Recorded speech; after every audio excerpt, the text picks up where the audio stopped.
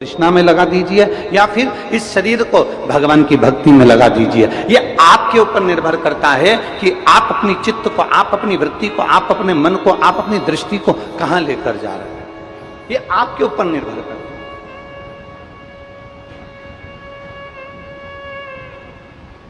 अहंकार में अगर इस शरीर को लगा दिया, अभिमान में लगा दिया, तृष्णा में लगा दिया, आसक्ति में लगा दिया, वासना में लगा दिया, ये कुछ भी नहीं चल रहा है क्या? शक्ति में लगा दिया, निंदा में लगा दिया, तृष्णा में लगा दिया, काम में, वासना में लगा दिया, तो ये शरीर बेकार है, इसकी कोई मूलता नहीं। और यदि वही शरीर, किसी ने बड़ा सुंदर कहा है, माता, पिता और परमात्मा, जम के बोलो कौन कौन? आवाज नहीं आई, जरा जम के बोलिए। माता, पिता और परमात्मा। शिव महापुराण की कथा कहती है, इन तीन के पास में जाकर थोड़ी देर जरूर बैठना चाहिए। पहले नंबर पर माता के पास, दूसरे नंबर पर पिता के पास, तीसरे नंबर परमात्मा के पास में। क्यों?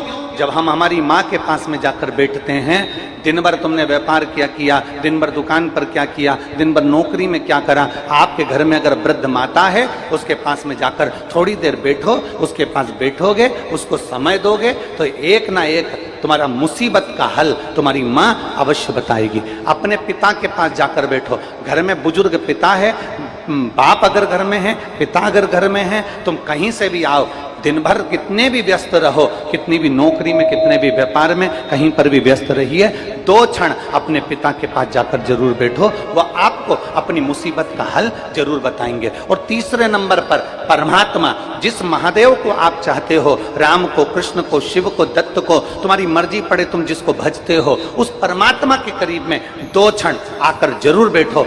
माता, पिता और परमात्मा तुम्हारे को मंजिल तक पहुंचाने वाले होते हैं, तुम्हारा मार्ग सुलभ करने वाले होते हैं। कुछ देर माता के पास में जाकर बैठिए, कुछ देर परमात्मा के पास जाकर बैठिए, कुछ देर अपने पिता के पास जाकर बैठिए और बैठो। थोड़ा समय अपने बुजुर्ग माँ बाप को देने का प्रयास करो, थोड़ा समय परमात्मा को देने का प्रयास करो। हम ये नहीं कहते कि तुम दिन भर अपने माता के पास बैठे रहो, हम ये भी नहीं कहते कि तुम दिन भर अपने पिता के पास बैठे रहो, हम ये भी नहीं कहते कि तुम दिन भर परमात्मा के मंदिर में जाकर, शिवालय में, देवालय में, तीर्थ में जाकर बैठ जाओ। हम तो इतना कहते हैं कि अगर एक क्षण आदि में पुण्यात, अगर थोड़ी सी भी समय हमने हमारे माता पिता और परमात्मा को दिया है, तो उस क्षण का सदुपयोग जरूर होगा और कुछ ना कुछ आपकी जिंदगी में अच्छा जरूर होगा। माता पिता परमात्मा कभी बुरा नहीं करते। दुनिया में सब बुरा कर सकते हैं, दुनिया में सारी दुनिया, सारी सृष्टि आपका बुरा करने में लग जाएगी, सारी दुनिया आपका बुरा कर सकती है, सारी दुनिया आपको गाली दे सकती है, सारी दुनिया आपको अपशब्द कह सकती है, सारी दुनिया आपको ताना दे सकती है, सारी दुनिया ईर्ष्या में भूलकर आपकी निंदा कर सकती है, पर केवल एक माता पिता और परमात्मा ऐसा होता है जो कभी कुछ आपके लिए गलत नहीं कर सकता। वो करेगा तो हमेशा आपके हित का ही करेगा और आपको आशीर्वाद ही देगा। वो माता पिता और परमात्मा। 2 क्षण जाओ उस परमात्मा के पास, 2 क्षण जाओ अपने पिता के पास, थोड़ा बैठो, थोड़ा चर्चा करो, थोड़ी देर बैठा करो। आप लोगों में से सब लोग शिवालय जाते हो? जम के तो बोलो। जल चढ़ाने जाते हो ना? अगर जल चढ़ाने के लिए आप शिवालय जाते हो, भगवान शंकर के मंदिर जाते हो, जितने लोग आस्था चैनल पर कथा सुन रहे हैं, जितने फेसबुक यूट्यूब पर कथा सुन रहे हैं, उनसे निवेदन करूंगा, और जितने इस पवित्र भूमि पर बैठकर कथा सुन रहे हैं, अगर शिवालय जाते हो, भगवान शंकर के मंदिर जाते हो, भगवान देवाधिदेव महादेव के पास में जाते हो, अपने इष्ट परमात्मा के पास अगर जाकर बैठते हो, तो 2 क्षण बैठकर बाबा से अपने दिल की बात जरूर कहो। जब दिल की बात कहोगे तो मेरा बाबा सुनेगा जरूर और उस समस्या का हल करेगा जरूर। बोल बम का नारा है, सारी समस्या का हल। आप उसके करीब में जाइए, आप उसके नजदीक में जाइए, आप उसके पास जाइए। और खाली ना जाता डर से तुम्हारे खाली न जगह कोई, डर से तुम्हारे मैं भी खड़ी हूँ, बाहें पसारे अपने हृदय से लगा लो, लगा लो, गिरा जा रहा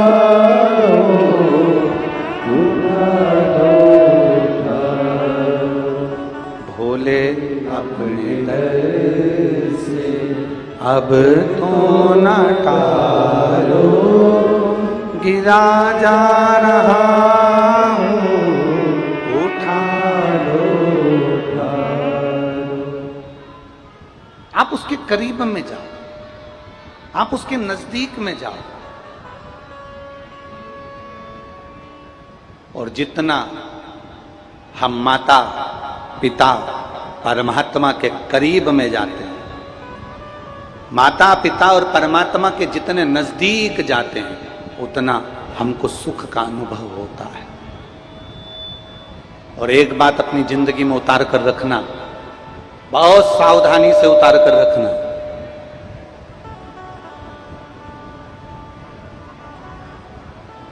अपना दुखड़ा, अपना दर्द, अपनी तकलीफ किसी से मत कहना।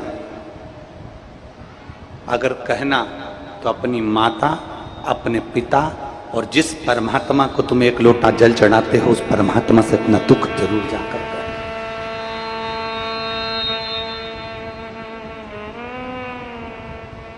उसको पहचानो,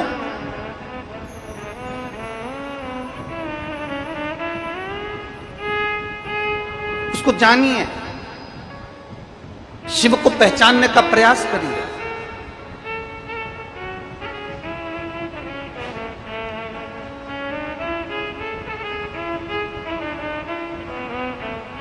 उस परमात्मा को जानने का प्रयास करिए। और जब हम परमात्मा को जानने का प्रयास करेंगे, जिस समय हम जान जाएंगे कि ये छोटा सा शिवलिंग जो तुम्हारे घर में छोटा सा शिवलिंग रखा हुआ है, तुम्हारे घर में जो शिवालय बना हुआ है, तुम्हारे घर के पास में जो शिवलिंग रखा हुआ है, तुम्हारे घर के पास में जो मंदिर बना हुआ है, तुम्हारे घर में के पास में जो भगवान शंकर का मंदिर है, शिवालय है, जो नदी पर, सरोवर पर, तालाब पर, कुएं के नजदीक में जो शंकर भगवान का शिवलिंग रखा हुआ है, तुम्हारे घर के अंदर छोटे से मंदिर में छोटा सा शिवलिंग रखा हुआ है, जिस दिन तुम पहचान जाओगे कि ये केवल शिवलिंग नहीं है, ये हमारे घर में हमारे माता पिता और परमात्मा का एक प्रतिबिंब बैठा हुआ है, जिससे हमें अपने मन की बात कहनी,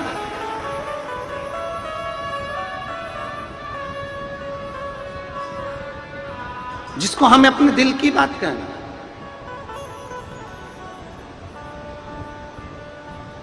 और अपने हृदय की बात, अपने चित्त की बात।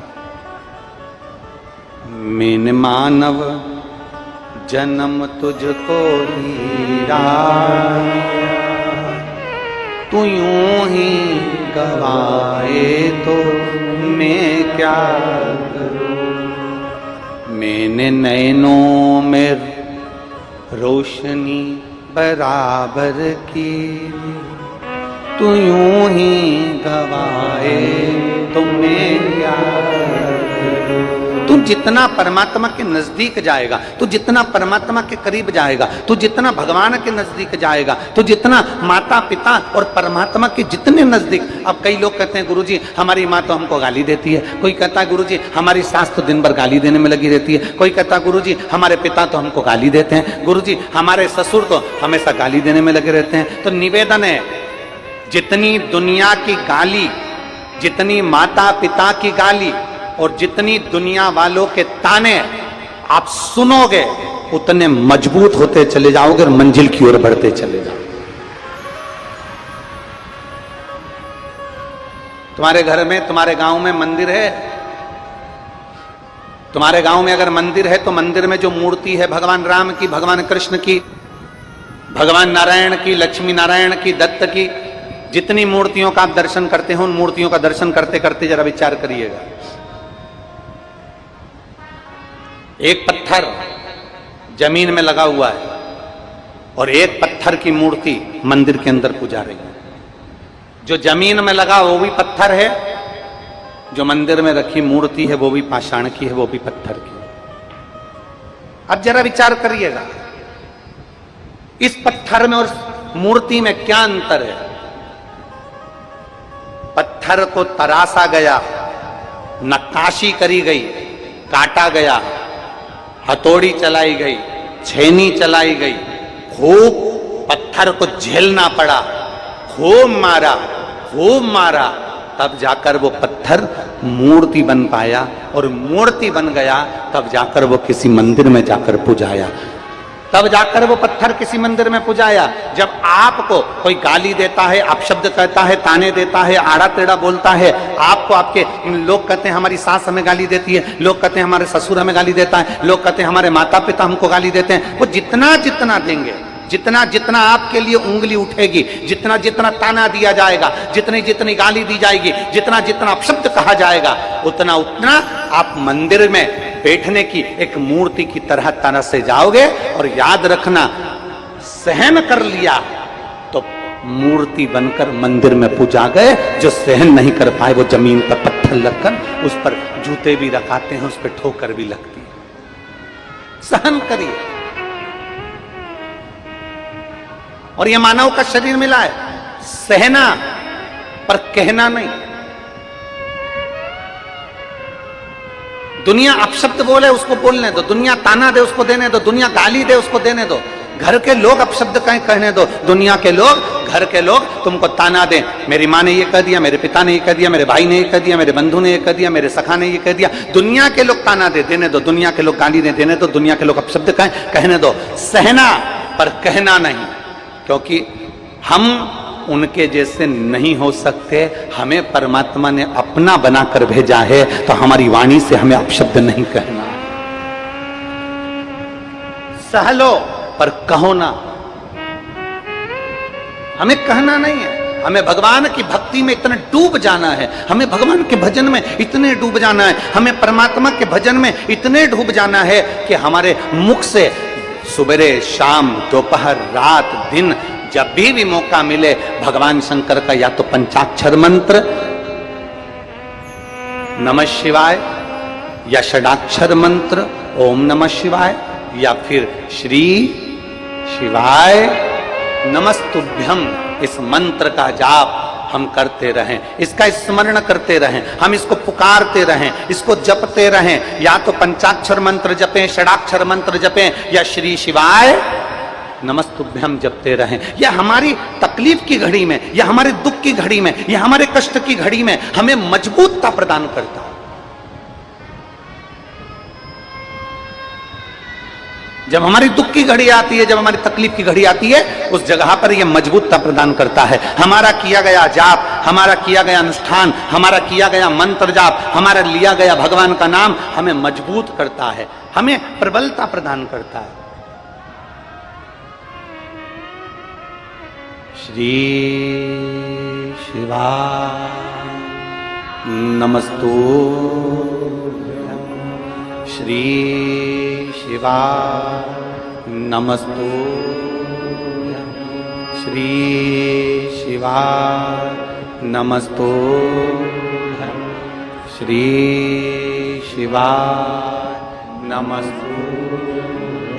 कभी मौका मिले तो शिव महापुराण के विद्येश्वर संहिता को उठाना, उसको पढ़ना। उस विद्येश्वर संहिता में लिखा हुआ है कि श्री शिवाय नमस्तुभ्यम बोलने वाले व्यक्ति का मात्र मुख का दर्शन कर लो तो ऐसा लगता है कि शंकर के मुख का दर्शन कर लिया। हमने हजारों अश्वमेध यज्ञ का पुण्य फल अपनी जिंदगी में प्राप्त कर लिया, हजारों अश्वमेध यज्ञ का फल हमने प्राप्त कर लिया।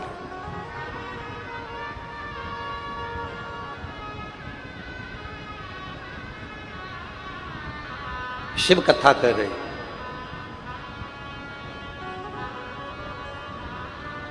कहीं अभिमत्ता व्यक्ति के भीतर होती है तो वो परमात्मा से भी दूर हो जाता है, भगवान से भी दूर हो जाता है, भजन से भी दूर हो जाता है। और यहां तक जब व्यक्ति के भीतर अभिमत्ता आती है, अहंकार आता है, अभिमान जब बहुत सिर पर चढ़कर बोलने लगता है, तो उसे परमात्मा का नाम हो, चाहे मंत्र हो, चाहे जाप हो, वो बुरा लगने लगता है। अभिमत्ता में, अहंकार में। अब देखिए कितनी सुंदर प्रसंग आया, शिव महापुराण में वर्णन आता है कि ब्रह्मदेव ने भगवान नारायण से पूछ लिया कि तुम्हारे पिता कौन?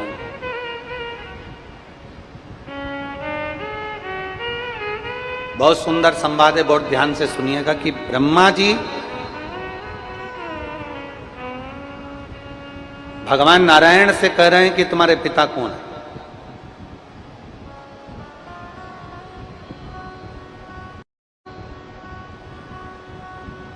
श्रीमान कैलाश जी, श्रीमान राम नारायण जी, श्रीमान प्रहलाद जी, श्रीमान ये तो हमारे यहां के पिता हैं, ये तो हमारे पृथ्वी के पिता हैं, ये तो हमारे मृत्यु लोक के पिता हैं। पर यदि सही मायने में अगर कोई तुमसे पूछे, सही मायने में अगर कोई तुमसे पूछे कि तुम्हारा पिता कौन, तो हमें छाती ठोक कर कहना चाहिए हमारा पिता देवाधिदेव महादेव है, हमारा पिता है। और वो सहज नहीं है।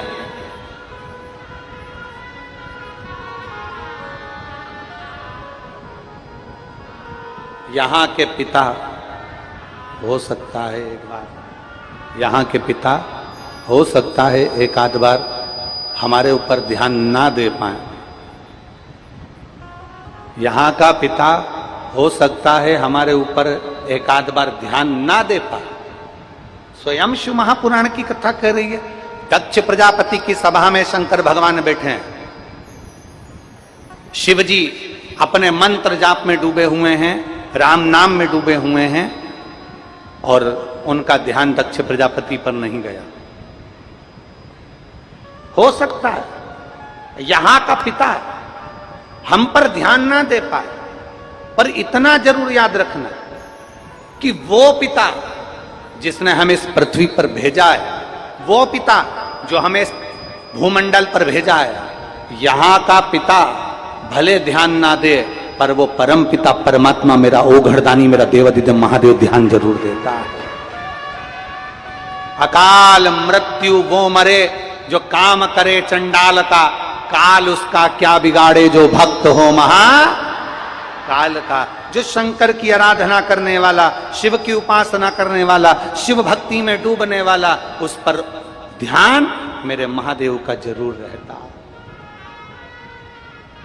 और इतना तो करना स्वामी जब प्राण तन से निकले, गोविंद नाम ले, ये प्राण तन से निकले।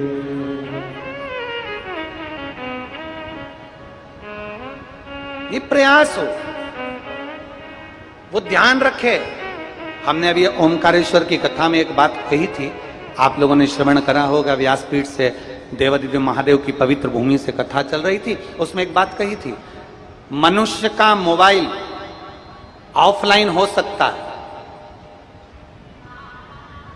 मनुष्य का नेट ऑफलाइन हो सकता है,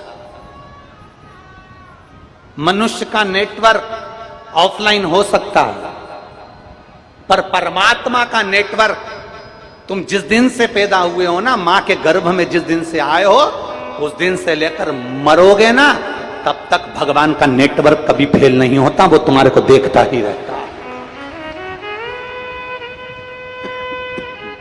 वो तुम्हें देखता है। अपने मोबाइल का नेटवर्क फेल हो सकता है, अपने मोबाइल का नेटवर्क फेल हो जाएगा, अपनी सिम बंद हो सकती है, अपना मोबाइल जा सकता है, अपना डाटा समाप्त हो सकता है, लैपटॉप में रखा हुआ डाटा समाप्त हो सकता है, पेन ड्राइव में भरी हुई पेन ड्राइव का डाटा समाप्त हो सकता है, पर उस परमात्मा के दरवाजे का डाटा कभी समाप्त नहीं होता। उसके पास लेखनी में लिखा है, तूने कितना भजन किया, तूने कितना आनंद लिया, तूने पवित्र भूमि में जन्म लेने के बाद भी, तीर्थ में जन्म लेने के बाद भी तेरे भीतर से कपट गया कि नहीं गया, तीर्थ में जन्म लेने के बाद भी तू भगवत भजन करा कि नहीं करा, पावन तीर्थ में जन्म लेने के बाद भी अगर तुम गलत काम करते रहे, ईर्ष्या रखते रहे, निंदा करते रहे, गलत कार्य करते रहे, ये उसके डाटा में जमा है।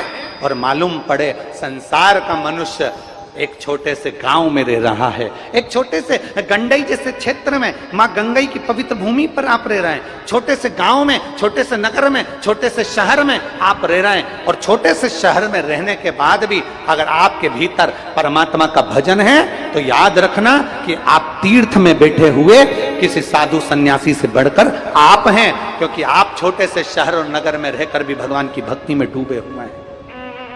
छोटे से नगर में रहने के बाद भी आप भगवान की विरल भक्ति में डूबे हुए हैं, भजन में डूबे हुए हैं, कीर्तन में डूबे हुए हैं। और वो भक्ति, वो भजन खाली नहीं जाता। एक पत्र है, देखिए,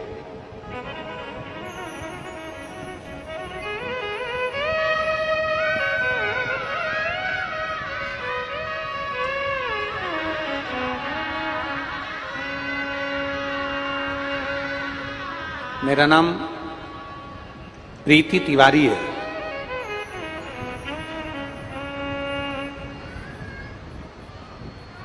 कहीं बैठी हैं प्रीति तिवारी? कहीं बैठी हो तो हाथ हिलाइएगा। अगर कहीं बैठी हो तो हाथ हिलाइए। मेरा नाम प्रीति तिवारी है। गुरुजी, जो लोग पत्र को पढ़ रहे हैं, गला पकड़ रहा है माइक, जो लोग पत्र को पढ़ रहे हैं एलईडी पर या आस्था चैनल पर या फेसबुक यूट्यूब पर, ध्यान दें। मेरा नाम प्रीति तिवारी है। गुरुजी, मैं जगदलपुर छत्तीसगढ़ की निवासी हूँ। कहीं बैठी हो तो हाथ हिलाइएगा। आप ही हैं? बच्चा आया है साथ में? बच्चा आया हो तो लिया।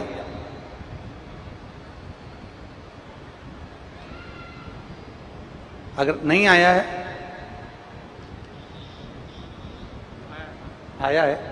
आया है तो ले आइए। मेरा नाम प्रीति तिवारी है। गुरुजी, मैं जगदलपुर छत्तीसगढ़ की निवासी हूँ। मेरा मोबाइल नंबर ये है। मेरे 3 बच्चे हैं गुरुजी, 2 लड़की और 1 लड़का। सबसे छोटा है आदर्श तिवारी, जो 11 साल का है। वह बाकी के बच्चों की तरह ना तो चल पाता था, ना ही ठीक से बाकी के बच्चों की तरह बोल पाता था, और ना ही बाकी के बच्चों की तरह अच्छे से समझ पाता था। फिर हमने सोचा कि हमें एक बार जांच करवानी चाहिए। तो हमने जब जांच करवाया तो पता चला कि उसको डाउन सिंड्रोम नामक एक बीमारी है। इसमें ना तो बच्चा ठीक से बोल पाता है और ना ही ठीक से बाकी बच्चों की तरह ठीक से समझ पाता है, और बाकी बच्चों की तरह शरीर का विकास भी नहीं होता है। गुरुदेव, आज मेरा बेटा बाबा देवादिदेव महादेव का पूरा नाम, मंत्र का पूरा जाप करता है। दुनिया के लोग मुझसे पूछें कि श्री शिवाय नमस्तुभ्यम में क्या है, कोई मुझसे पूछे, मेरा बेटा एक शब्द नहीं बोल पाता था, चल नहीं पाता था, बैठ नहीं पाता था, पलंग पर पड़ा रहता था। आज कोई मुझसे पूछे श्री शिवाय नमस्तुभ्यम में क्या है, आज मेरा बेटा बाबा देवादिदेव महादेव की कृपा से 11 साल के बाद मुख से उसके श्री शिवाय नमस्तुभ्यम निकलता है। आज मेरा बेटा अच्छे से चल फिर पाता है, अच्छे से बोलना भी शुरू कर दिया है। बाबा की इतनी अच्छी असीम कृपा हुई है कि सीहोर में हम 3 साल की कथा सुन रहे हैं। 2022, 2023, 2024 हमने 3 बार की कथा सीहोर कुबेरेश्वर धाम की सुनी। वहाँ का रुद्राक्ष का जल मैं अपने बच्चे को देती हूँ, और मेरा बच्चा जो उठ नहीं पाता था, बैठ नहीं पाता था, बोल नहीं पाता था, चल नहीं पाता था, पलंग पर रहता था, आज मेरा बेटा श्री शिवाय नमस्तुभ्यम भी बोलता है, चलता भी है, फिरता भी है और बात भी करता है। ये मेरे शिव की कृपा, ये मेरे शंकर की कृपा। मैं बाबा को प्रणाम करने के लिए आई और तेरी कृपा बिना न हिले एक भी अणु, लेते हैं श्वास तेरी कृपा से। बखान क्या करूं मैं राखों के ढेर का, चपटी भगोद में खजाना कुबेर का। हे गंगाधार मुक्ति द्वार ओमकार तू, भोले ओमकार तू। आयो शरण तिहारी शंभु तार तू। ये शिव की कृपा, ये उसकी उघड़दानी की कृपा, ये उस दातार की कृपा, ये उस दयालु की कृपा, ये उस करुणा सागर की कृपा है।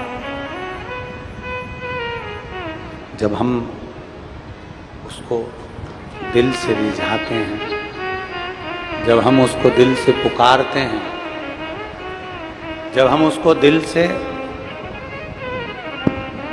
पुकारते हैं, रिझाते हैं, दिल से उसको बुलाते हैं, वो सुनता है।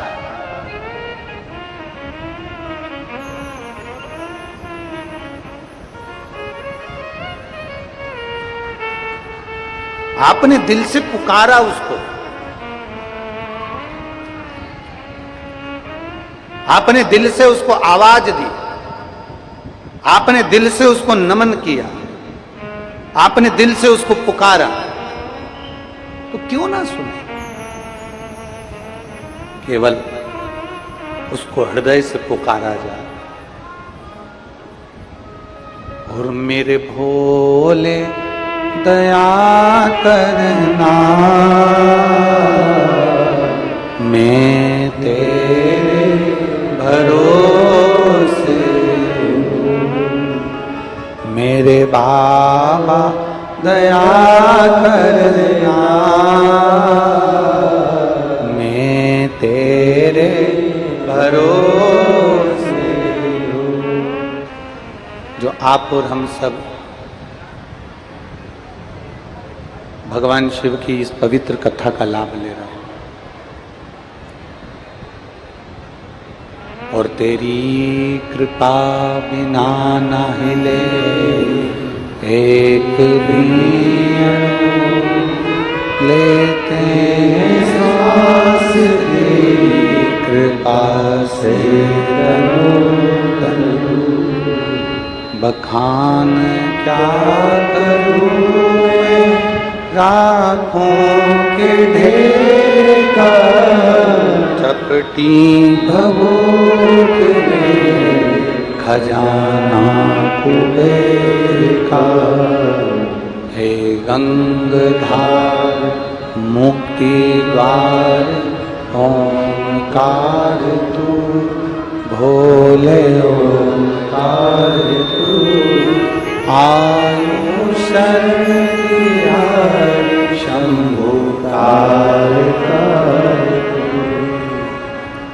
भगवान शिव की उदारता से, भगवान शंकर की करुणा से, भगवान शिव की कृपा दृष्टि से ये पवित्र सुंदर आनंदमय शिव महापुराण की कथा,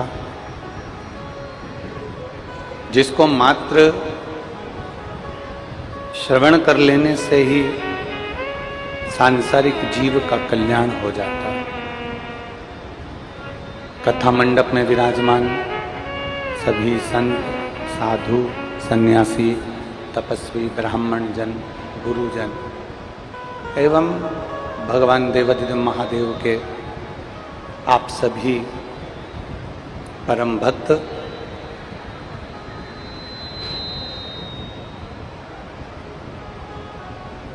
बड़ी मुश्किल से मानव की देह मिली,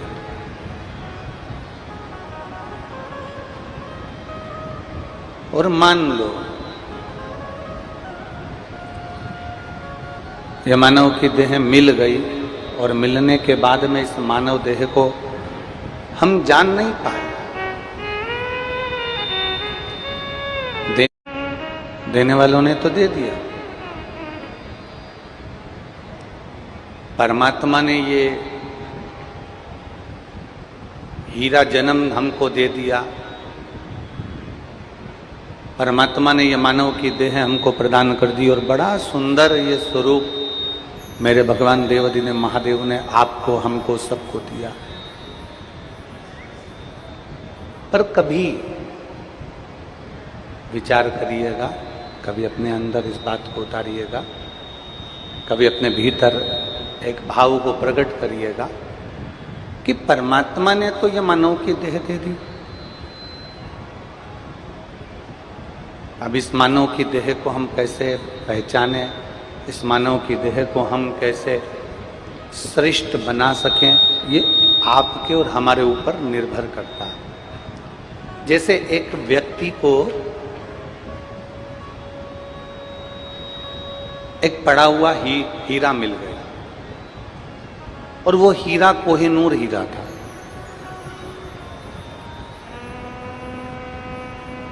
वो उसको समझ नहीं पा रहा। शिव महापुराण की कथा कहती है वो उसको जान नहीं पाया कि ये हीरा कोहिनूर हीरा है। उसने तो बस वो हीरा लिया, वो हीरा उठाया और वो हीरा लेकर, उस हीरे को लेकर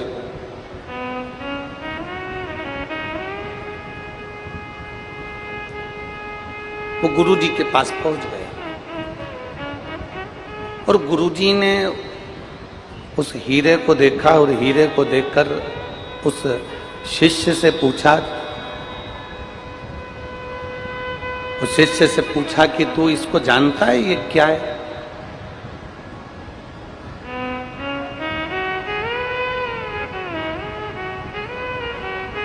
जो तेरे हाथ में रखा हुआ है इसको पहचानता है, ये क्या है?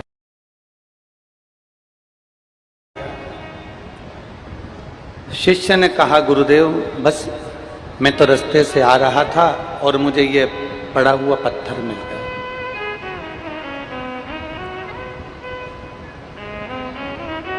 तू इसको नहीं पहचानता? नहीं गुरुजी, मैं इसको नहीं जानता, मैं उसको पहचानता नहीं, मैं इसको जानता नहीं।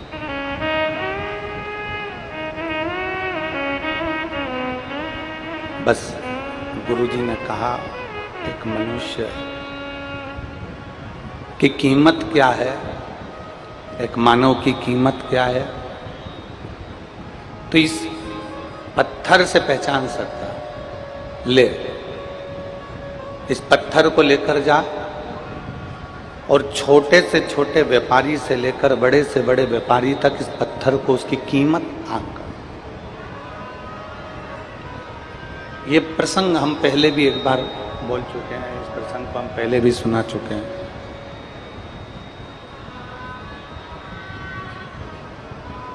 वो साधारण सा व्यक्ति उस पत्थर को लेकर चला गया। वो व्यक्ति पत्थर को लेकर गया, एक सब्जी बेचने वाले के पास में पहुंचा और उसने कहा कि ये पत्थर मेरे पास में है और इस पत्थर को मुझे देना है।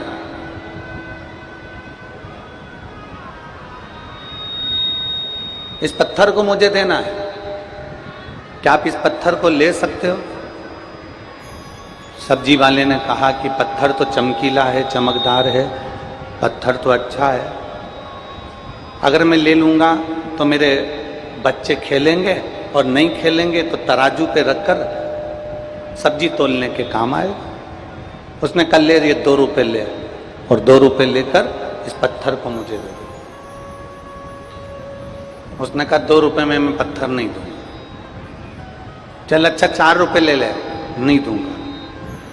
उसने पत्थर को लिया, लेकर आगे गया, एक किराने की दुकान वाला मिल गया और किराने की दुकान वाले से